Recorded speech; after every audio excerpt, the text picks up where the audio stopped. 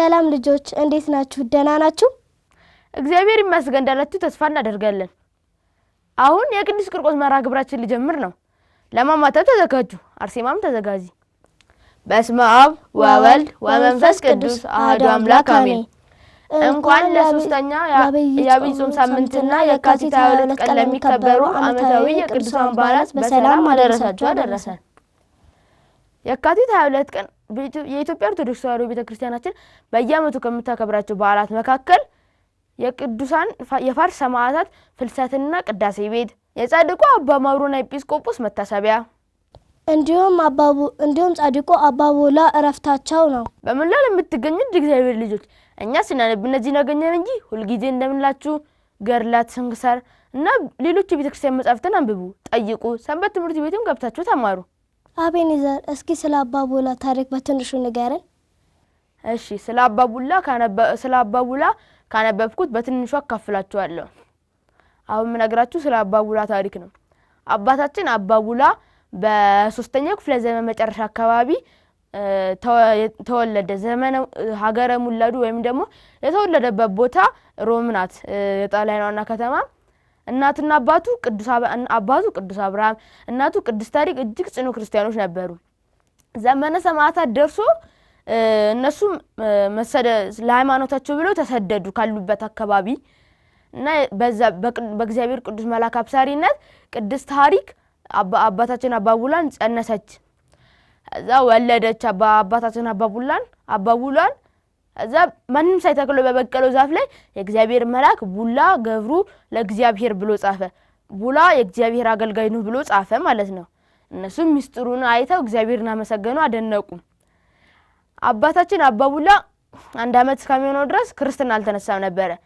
ሁላችንም እንደምናውቀው ሴቶች በ80 ቀን ወንዶች በ40 ቀን ግዴታ ክርስትና መነሳት አለብን። ነገር ግን የዛኔ ዘመነ ሰማዕታት ነበርና ካህናት በዱር በገደል በከተማ ቤትም ቦታ ይገኙ ነበር እና እመቤታችን ቅድስት ድንግል ማርያም ለሀገሪቱ ጳጳስ ተገልጻለት ቡላ የሚባል ሕፃን ልጅ አለ አጥምቀው አለችው። እዛ በእግዚአብሔር መንፈስ ቅዱስ መሪነት የቡላ ቤተሰቦችና ሊቀ ጳጳሱ ተገናኙ። እዛ ተገናኝተው አጠመቀው። ቡላ ብሎ ስሙን ሰየመው እና እነሱ ዛፉ ላይ የተጻፈውን ነገር ያውቃሉና እግዚአብሔርን አደነቁ፣ አመሰገኑ፣ እግዚአብሔርን ማከበሩት። እና አባታችን አባ ቡላ ከመጠመቁ በፊት አሐዱ አብ ቅዱስ፣ አሐዱ ወልድ ቅዱስ፣ አሐዱ ውእቱ መንፈስ ቅዱስ ብሎ እግዚአብሔርን አመስግኖ ነበረ። እና ተጠምቆ ሲጨርስ ከሰማይ ህብስት ወረደላቸው። ከሰማይ በወረደው ህብስት ሊቀ ጳጳሱ ቀድሶ ህዝቡንና የአባ ቡላ ቤተሰቦችን አቆረባቸው። እዛ አባታችን አባ ቡላ ቤተሰቦቹ 10 ዓመት እስከሚሆነው ድረስ በክርስቲያናዊ ስነ ምግባር በቤተክርስቲያናችን ስነ ምግባር ትምህርት እያስተማሩ አሳደጉት። እዛ ህዳር 7 ቀን እናትና አባቱ ተከታትለው አረፉ። የአባታችን የአባ ቡላ እዛ አባታችን አባ ቡላን የማሳደግ ኃላፊነት በሰፈሩ ሰው ላይ ወይም በእነሱ ጎረቤቶቻቸው ላይ በጎረቤቶቹ ላይ ወደቀ። እሱ ግን ገና 10 ዓመት ሆኖ ህፃን ሆኖ ይጾም፣ ይጸልይ፣ ይሰግድ ነበር። እግዚአብሔር የሚወዳቸውን ስራዎች ይከውን ነበር። እዛ የሆነ ጊዜ አንድ መኮንን ወይም ደግሞ ያለበት ሀገር ውስጥ የሚኖር ሀገረ ገዢ ለጣዖት ስገዱ ብሎ መጣበት። እሱ አልሰግድም እምቢኝ አሻፈረኝ ብሎ አልሰገደም። እዛ ብዙ መከራን አደረሰበት። 2 ጊዜ ከሞት ተከልሎ ተነሳ። ለሞት የሚያበቃ ቅጣት ደርሶበት ግን በእግዚአብሔር እየረዳት በእግዚአብሔር ተራዳይነት ከሞት አልሞተም፣ ከሞት ተነስቷል ማለት ነው ሳይሞት።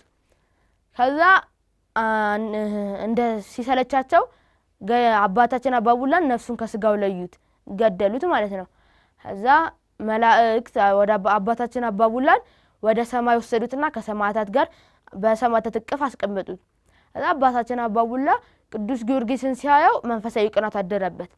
እዛ እግዚአብሔርን እኔም እንደዚህ መሆን እፈልጋለሁና ወደ ምድር ላከኝ ሲለው ቡላ ወዳጄ ሆይ ሰማዕትነት ይበቃል፣ ሱታፌ ጻድቃን ታገኝ ዘንድ ፈቃዴ ነውና ብሎ ወደ ምድር መለሰው። ቅዱስ ሚካኤል የአባ ቡላ ነፍስ ከስጋው ጋር አገናኝቶ ወደ ገዳም የመነኮሳት ልብስ አልብሶ ወደ ገዳም አስገባው። ገዳም ከገባ ጊዜ ጀምሮ ይጾም፣ ይጸልይ፣ ይሰግድ ነበር። አርብ የጌታችን የአምላካችን የመድኃኒታችን ኢየሱስ ክርስቶስ ስቅለት እያሰበ ብዙ መከራዎችን በራሱ ላይ ያደርግ ነበር። ራሱን በጥፍ ይመታል፣ በጅራፍ ይገርፋል። በጭንቅላቱ ቆሞ ሲጸልይ ጭንቅላቱ ሁሉ ይፈስ ነበር።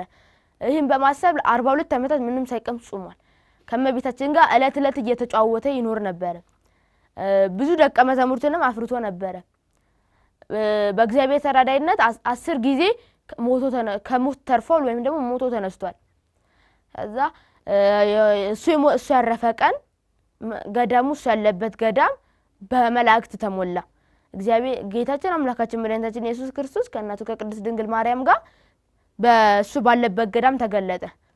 እዛ ብዙ ቃል ኪዳኖችን ሰጠው። ከነዛ መካከል መታሰቢያን ያደረገ ቤተክርስቲያንን ያሰራ ለድሆችና ለችግረኞች ብዙ ባንተ ስም የረዳቸው እርዳታ ያደረገላቸው አቅም ባይኖረው የአቡነ ሀቢብ አምላክ አቡነ ሀቢብ ብሎ ስም ሰጥቶት ነበርና የአቡነ ሀቢብ አምላክ ተራዳኝ ቢለ እራዳዋለሁ አብሬ ሆናለሁ በስም ቁራሽ እንጀራ የሚበላውን ሁሉ ትውልዱን ምርለታለሁ እርሱን የሱን ማጣት ምርለት በሰማይ በገነት በመንግስተ ሰማያት ቦታ አዘጋጅለታለሁ ቤት አዘጋጅለታለሁ ብሎ ቃል ኪዳን ሰጠው።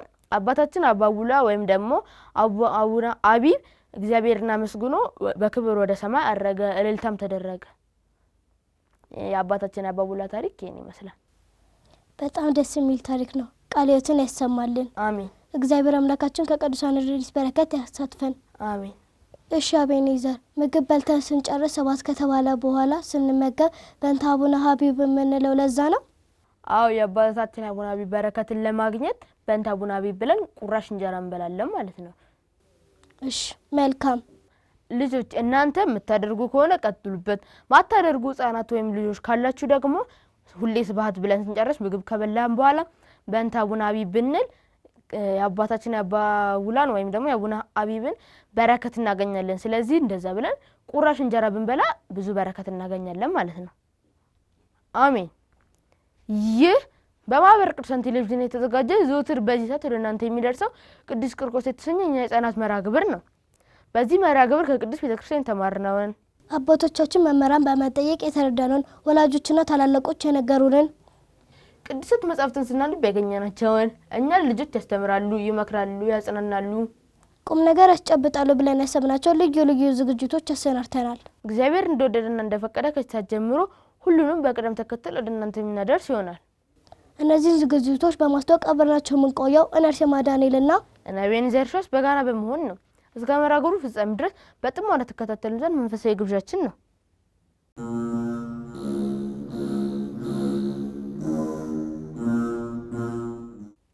ውድ እግዚአብሔር ልጆች ከዚህ በመቀጠል ደግሞ የምንሸጋገረው እህታችን ሶሊያና የምታቀርብልን ዝግጅት አለ።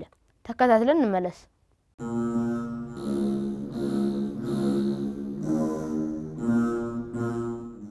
ሰላም ልጆች፣ እንደምሰነበታችሁ፣ እንኳን አደረሳችሁ። አሁን ደግሞ ስለ ምኩራብ ትንሽ ነገር እንወያያለን። ቅዱስ ያሬድ 3ኛውን የአብይ ጾም ሳምንት ምኩራብ በሚል ስያሜ ሰይሞታል። ልጆች ምኩራብ ማለት አምልኮተ እግዚአብሔርን ለመፈጸም አይሁድ ከሚሰበሰቡባቸው ስፍራዎች ዋነኛው ምኩራብ እንደነበር ይታወቃል። ጌታችን አምላካችንና መድኃኒታችን ኢየሱስ ክርስቶስ በምኩራብ ውስጥ ተገኝቶ የቤተ መቅደስን ክብር ማስጠበቁን በማሰብ ነው። በዚህች ሳምንት የሚሰበከው የዳዊት መዝሙር እስመ ቅንዓተ ቤትከ በልዐኒ ትዕይርቶሙ ለእሌት ኢየሩከ ወጥቀላይ ወቀጻይ ክዋ በጾም ለነፍስየ የሚለው ሲሆን ትርጉሙም የቤትህ ቅናት በልታኛለችና የሚሰድቡህም ስድብ በላዬ ላይ ወጥቋልና ነፍሴን በጾም ቀጣኋት ማለት ነው። መገኛው ደግሞ በመዝሙረ ዳዊት መዝሙር 68 ከቁጥር 9 እስከ 10 ድረስ ነው። ቤተ ጸሎት የተባለች ምኩራብን ከግብረ ውጪ ለመነገጃና ለመለወጫ ተግባር ያዋላትን ነጋዴዎችና ለዋጮች ጌታችን በጅራፍ እየገረፈ እርግቦችንና ሌሎች እንስሳትን ደግሞ ከቤተ መቅደስ በኃይል ወይም በስልጣኑ አስወጥቷል። ይህንንም በዮሐንስ ወንጌል ምዕራፍ 2 ከቁጥር 12 እስከ ፍጻሜው ተጽፎ እናገኘዋለን።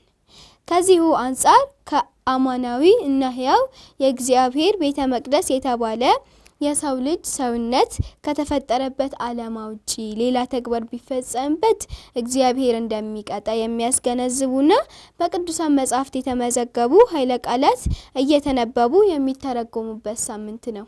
ልጆች ከዚህ ማብራሪያ ብዙ ቁም ነገርና ትምህርት ተምራችኋል አይደለ?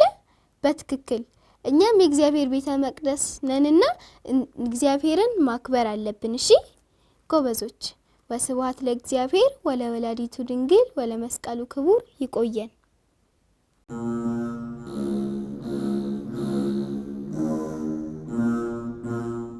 ዝግጅቱ ላቀረበችልን ለታችን ሶሊያና እግዚአብሔር አምላክ ቃሉን ያሰማልን። አሜን።